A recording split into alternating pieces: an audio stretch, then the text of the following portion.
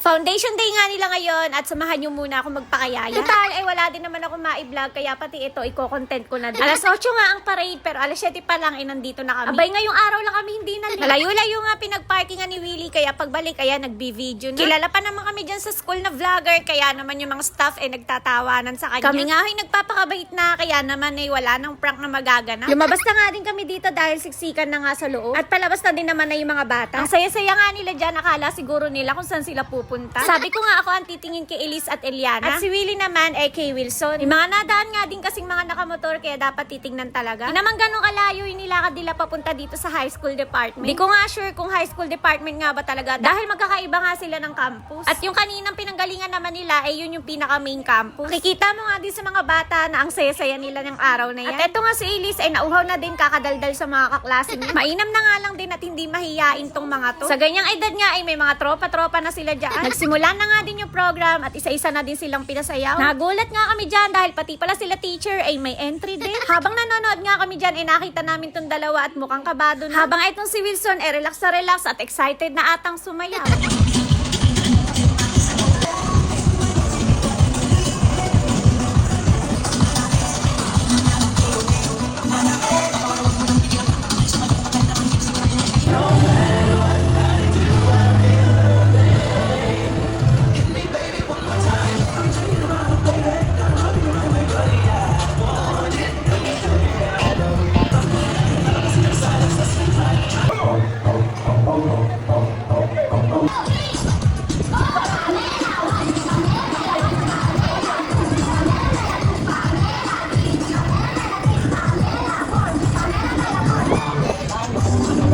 O diba, ang gagaling nila? After nga nila sumayaw lumapit sa akin si Elise kasama si Erica. Akala ko nga sila lang ang pipicturean ko pati pala sa akin gusto magpa-picture. Pinicturean ko na nga din tong tatlo para naman kako may remembrance ako. Nakakatuwa nga din mag-usap-usap tong mga to dahil puro sila English po. Abay, natatawa na lang kami ni Willie. Paano ba naman ito na yata yung new generation ng mga jeje mo? Pagkatapos nga nila magsayaw dyan naglalaro na lang yung mga bata. Kaya hindi na rin kami nagtagal at nagpaalam na din kami kila teacher. Hanggang dito na lang. See you on my next vlog!